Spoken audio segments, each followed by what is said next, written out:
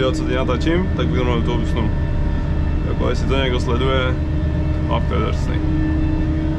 Protože jako přes ty města to je zajímavé, to prostě číhá nebezpečí a jako pro mě, pro šoféra to je zajímavé, že jo, ale prostě jak jdeš po rovinkách, ještě po takových tahách, neuhýbaš nikomu, prostě jedeš těch 40, neubíráš nic, prostě je plnej, tak je to taková uspávačka hadu. Ale ono se mi to vykompenzuje, teď tady brečím, že je to nuda a za chvíli zase budu brečet, že vypíčené kruhače, vypíčené ostrůvky a kdo ví co si. Se to bych byl rád, že tady můžu teďka jet na klid, pohoda, 40, cesta aspoň ubývá, protože přes ty města neubývá, že jo.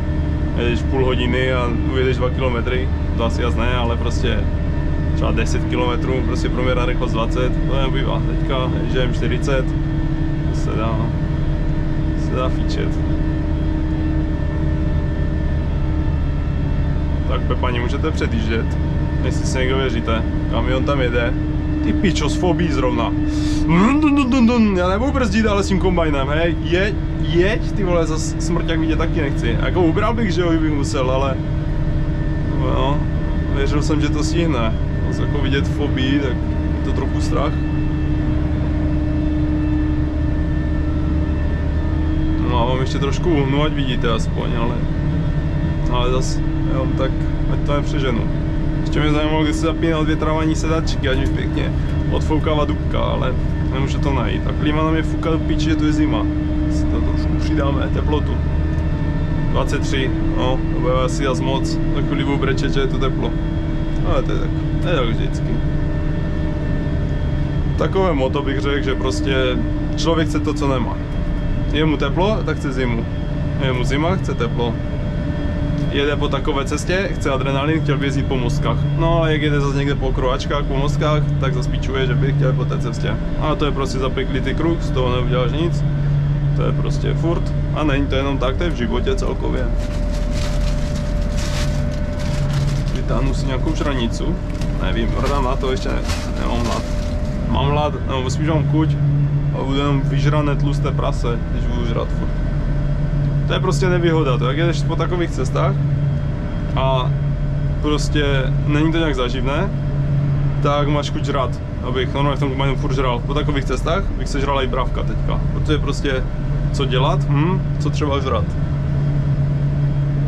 Nejde jinak, to prostě potom jsou kombajnéři všichni tlustí, protože jak jedeš, tak se nudíš. A když se nudíš a máš jídlo, to je taky důležitý předpoklad, tak jíš.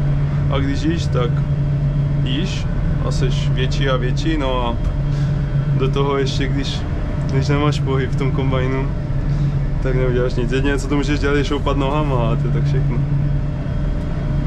Nebo nechat zapli 40 a běžet před tím kombajnem, ale nedoporučuju.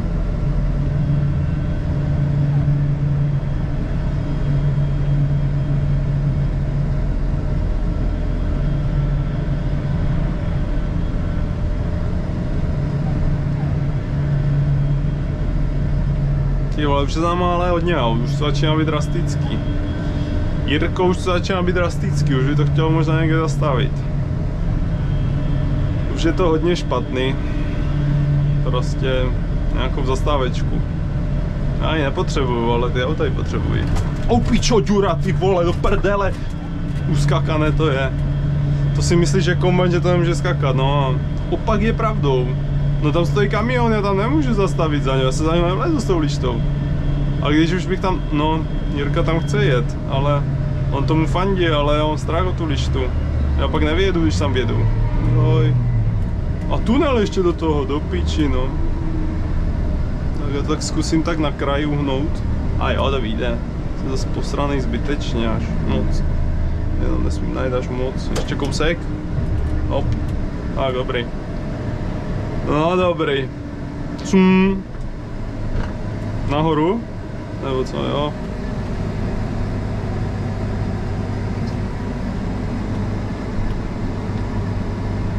No, chtěl zvednout ten. Dobrý. Na PMC, no. Ty vole, to je aut. Ihr Partner für Transporte. Waren aus Bauten. Německy jsem nikdy neuměl. Ale IR Partner zní jako partner a Ford Transporte zní jako pro transport. Dobrý? No, nic moc, ale... Tak nahoru. Good. Tak počkáme, až projedou auta. Ještě jich tam pár je. Ty pičo, ale ne pár, tam jede furt auta. A vole, tunel.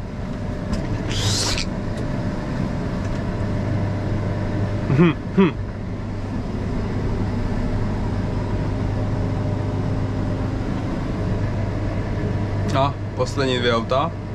3. Ne, je tam další. Nevidím. Vidím, nemůžu říkat, že nevidím. To pak zavřeli zpětně.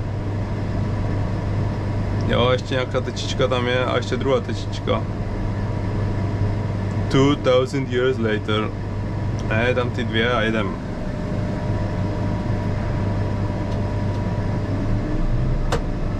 Ještě nechám projet tu toho Pepanka.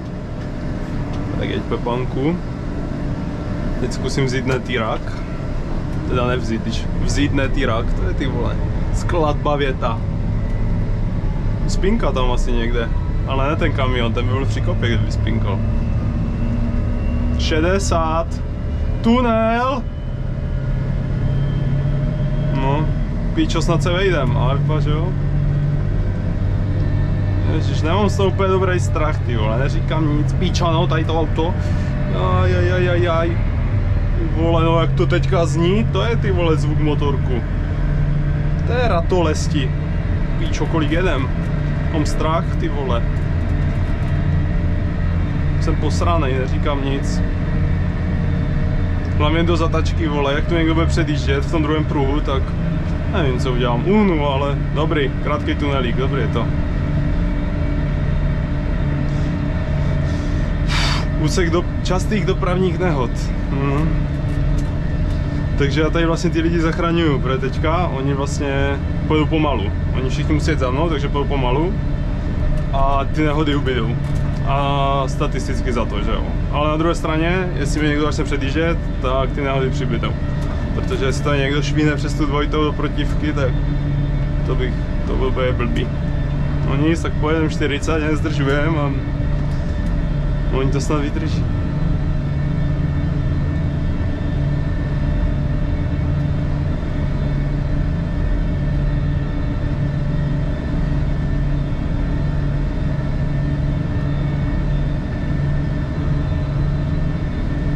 Vtipné je, kdyby se to nahrávalo, ale tady melu jenom. Chci pro sebe, já se hlavně těším, až si pak pustím radio. Ale nemůžu teďka. A ten důvod, proč nemůžu, je, že ne, že by mě ten copyright strike trápil, že by tam byl hrála nějaká hudba a pak by to nešlo publikovat, ale spíš to, že nenatáhnu ruku a já na to radio vůbec nevidím. Nebo jako natáhnu tam ruku, ale jo, ty pičo, kamion. Dobrý. Ty vole, teď jsem zase na kraji já, ale že problém je v tom, že no už se zapomněl co, že prostě já jsem vole, teď dělám po těch kamionech, tak je to blbý. Že já tam tu ruku natáhnu, ale tam nevidím, takže já budu muset klikat všechny tlačítka a něco se stane. Třeba zastavím kombajn, bo tam bude červené tlačítko stop na radiu, ale to je asi blbost. Já nejsem připasovaný, takže bych vyletěl ven a teďka, když jsem řekl, že nejsem připasovaný, tak jsem vlastně spáchal přestupek, ty vole. Jestli mě najdou. Já nevím, jestli to má to pas, drsný. Pasovat se v kombajnu je drsná věc, nikdy jsem to nedělal. Zajímavé, jestli někdy jo, ale tak asi by se to správně mělo, nevím. Nerozumím tomu. No, za náma asi bude už pěkná kolonka. Doufám, že tam bude nějaké místečko na předjíždění. Dívat, to už je posečené, ne? No, to je tráva. Skoro to vyšlo. Nejlepší je, že si všichni ti lidi myslí, že jdem někam na pole. Mám jedem 150 km někam úplně prdele. Prostě protože můžem. Nebo spíš musíme.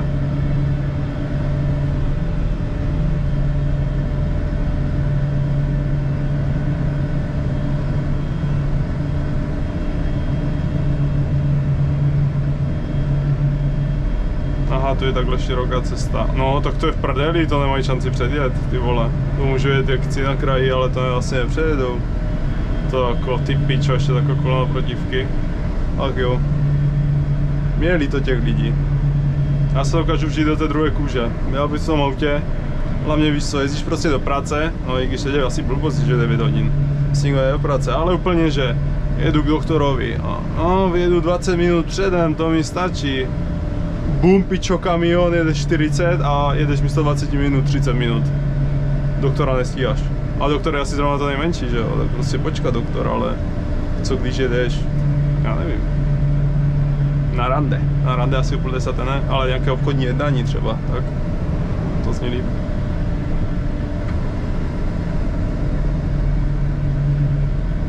No, jeďte Pepanci. Teď máte, vole, prostoru, kolik chcete. Dáme blinker doprava, ať pochopí, že můžou jet. Pochopili to? Tak jeďte, vole, jeďte, já vám ten blinker tam nechám, deal. Máte to teďka volné jak dálnice. Teďte. No, jedu zbytečně moc po kraji. Jeď ještě. Já vždycky věřím, že to je něčemu dobrý, že dáš ten blinker doprava a ti lidi jako chápou, že? A na druhé straně dokáže to být tak moc zavadějící, protože když vidíš blinker doprava a znamená by to, že odbočuju na pole, tak uberu, že jo? Takže ti lidi jako chápu, že když uvidí blinker doprava, tak si možná řeknou, co když teď odbočuje, že? To by bylo horší. Ale věřím tomu, že oni to chápou, že je pouštím. Nebo jako kombinace toho, že když jedu plnej a dávám blinker doprava, tak je prostě, že ať předjíždí. A v momentě, kdybych brzdil s kombinací s blinkerem, tak znamená, že budu odbočovat. Ale tak či tak, kdybych odbočoval doprava, tak bych počkal, až všechny ty auta projedou, protože už jsem viděl pár případů, kdy to prostě, kdy nepočkáš, najedeš si trochu do protisměru, protože s tou lištou se to nedá jet, najet si tak, abys nemusel proti směru. No a někdo tě v tu chvíli předjíždí a jebne ti do kombajnu, tak chuj s tebou, že? Nebo chuj s kombajnem, to ani kolo neupadne, ale to auto bývá v horším stavu. A ti šoféři taky. Dobrý, už není za tolik aut za náma, už tam jsou 4, 5, dobrý. Třeba za chvíli zase nepojede někdo. Tihle Pepanci, co jdou na obchodní jednání, tak už spěchají a musí teď dohnat.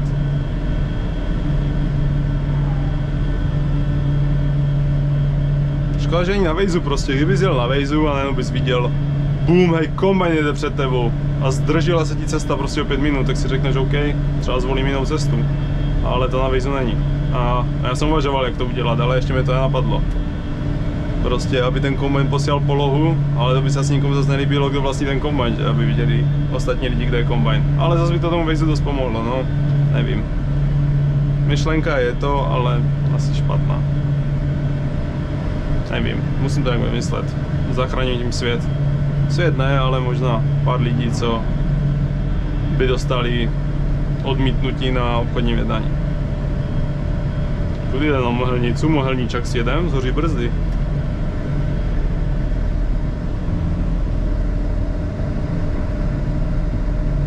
Mě furt zajímavé, jestli to natáčí, já se asi podívám. Řád to hřeje, je tam červená tečka, no. Teď jsem si to sundal a teď stojím zpátky, dement. Teď to bude úplně jinak. Třeba zjistím, že doteď to nešlo nic vidět a teď to bude vidět, anebo naopak. No to se vystříhne, když tak. Ale bylo by blbý, kdyby to teďka šlo vidět a předtím nešlo vidět, protože to předtím bylo asi zajímavé možná. Nebo aspoň trochu ten začátek v těch svítavách.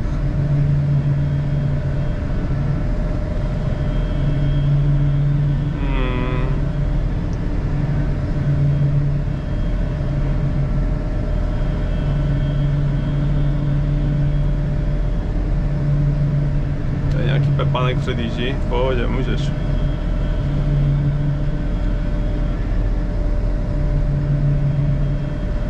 Já jdu po kraji, co to jde.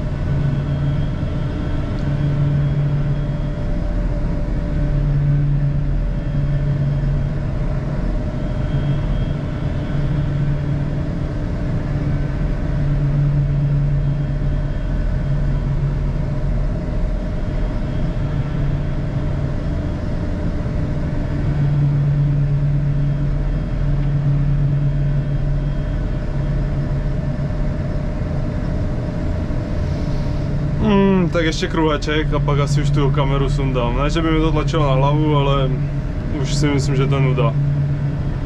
Už tak si myslím, že jdem dlouho, ale to bude stejně velký kruhač, to asi. Když tak potom zase ještě někde v nějakém městečku uvidíme, zkusíme tenhle kruhaček. Ubrat budu muset, 40 ten kruhač nepřiletím tak či tak. Můžete jet teď, paní. Ne, nemůžete, je tam kamion. Na píču zás.